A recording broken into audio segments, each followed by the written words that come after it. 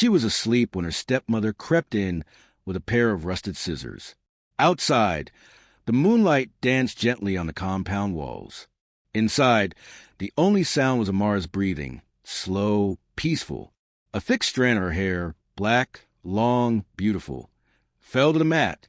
Another, then another, until her head was a battlefield of broken patches. Standing over her, smiling, was her stepmother, Madame Obi. If I can't destroy her spirit, I'll destroy her beauty. Amara was the jewel of Omulechi, not just because of her beauty, though even the elders whispered that the gods had taken their time with her, but because of her spirit. She helped the blind woman cross the busy market road. She carried palm oil for the widow with trembling hands. And when children quarreled, it was Amara who calmed them. She didn't speak much, but when she smiled, the whole village paused. Her mother had died when she was only 8. A year later, her father, a quiet man of few words, remarried. He brought home Madame Obi, a sharp-tongued, smooth-faced woman, too quick to smile. She came with her daughter, Adise, pretty polite, but painfully aware that she lived in Amara's shadow. At first, Madame Obi played sweet. She plaited Amara's hair and called her "my dear." But behind her eyes, something bitter lingered. She saw how the villagers adored Amara, how even palace guards lowered their heads when a girl passed. No matter how many beads or bangles Obi wore, she could never command the same gaze. Soon, the kindness faded. The gentle touches grew cold. Small things began to vanish. Amara's scarf, her best slippers, even her late mother's necklace. Each time Amara asked, Obi shrugged. Maybe if you kept your head out of clouds, you wouldn't lose things. Then came the day the prince's messenger rode into the village square, and Obi's jealousy turned into something darker. A royal gong thundered. A rider in white, bearing the seal of Prince Ikena of Enugu, read aloud. By decree of His Highness, Prince Ikena, a grand festival shall be held to choose the next queen of the land. Every maiden of age is invited. The air crackled. Drums pounded against the compound walls. Girls shrieked with glee. Mothers hurried to bring out hidden wrappers, old jewelry, forgotten perfumes. Tailors' huts became battlegrounds. The bead maker worked without rest for 2 days. Even Adise, Madame Obi's daughter, smiled as if the crown had already been placed on her head. But it was Amara, quiet, soft-spoken Amara, who stepped into the sunlight that evening and, for the first time, allowed herself to dream. She closed her eyes and imagined it. Palace lanterns floating like fireflies, the scent of jasmine and roasted plant in the air, the sound of flutes as she danced. Not as a servant, not as a shadow, but as a girl who deserved to be seen. She told no one. But that night, beneath her mat, she carefully unfolded a strip of golden cloth she had been saving for years. And across the compound, Madame Obi saw her. And just like that, the seed of a new plan began to grow. But Madame Obi had been watching. She noticed the way Amara's eyes lit up when she gazed at the sky, the softness in her voice as she stitched her cloth. That quiet joy, that silent dream, made her sick. We'll see how long that glow lasts. The day before the festival, Madame Obi called Amara into the yard. She handed her a scroll, so long it unrolled across the floor like a python. Wash every wrapper in this compound twice. Clean the goat pen until it smells like rose water. Fetch water from a far stream. The near one is too muddy. Cook for the entire household. And not a single grain of rice must burn. If I find even one speck of dust, you'll start again. Amara's heart sank, but she bowed her head and began. The sun rose and boiled, then dipped into dusk. Her fingers bled from scrubbing, her arms burned from lifting, but she did not stop. Just as the sky blushed orange, she set the last pot of stew upon the fire. She exhaled. Her legs wobbled beneath her, but in her chest flickered a tiny ember of pride. She had done it. She had earned her chance. But across the compound, hidden in the shadows of the doorway, Madame Obi stood with folded arms and narrow eyes. So she still believes she's going, she muttered. Then tonight, I'll teach her where she belongs. She slipped into her room, opened a carved wooden box, and pulled out an old pair of iron scissors. Still sharp, the scream that followed tore through the compound like thunder. It wasn't just loud. It was a kind of scream that made goats scatter, neighbors freeze mid-conversation, and birds rise in frantic flocks. Inside the room, Amara stood frozen before the mirror. Her trembling hands reached for her head. The girl who once wore her hair like a waterfall of pride now stared at a massacre. It wasn't shaved. It wasn't styled. It was butchered, hacked in every direction. Tufts here, bald patches there, beads clinging desperately to scraps of memory. Amara didn't scream again. She only blinked slowly, as if hoping the reflection would shift into something else. Then the door creaked open.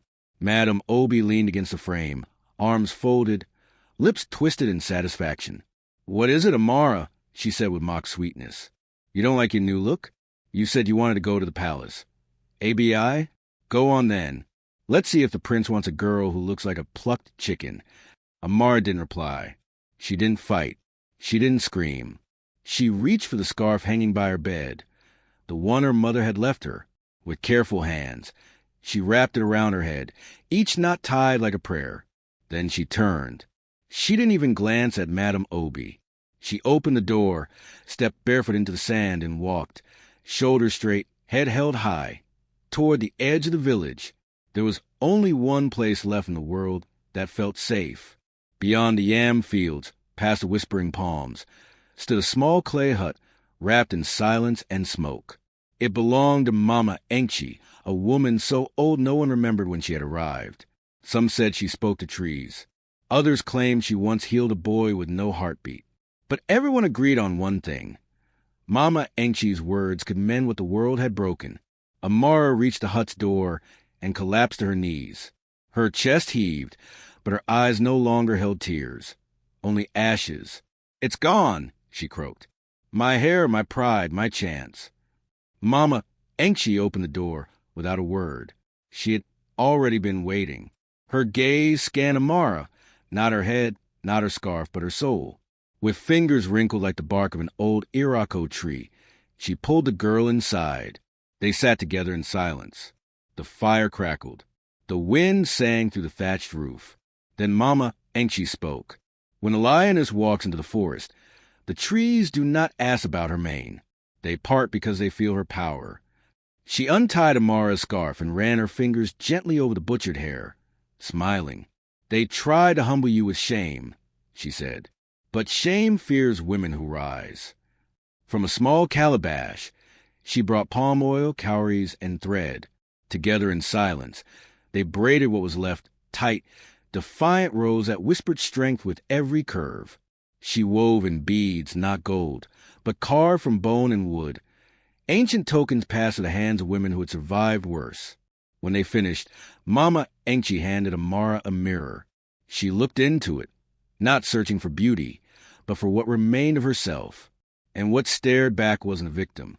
It was fire, low and quiet, but ready to burn through anything that dared to stand in its path. That night, the palace pulsed with life. The air shimmered with perfume, candlelight, and the hum of royalty.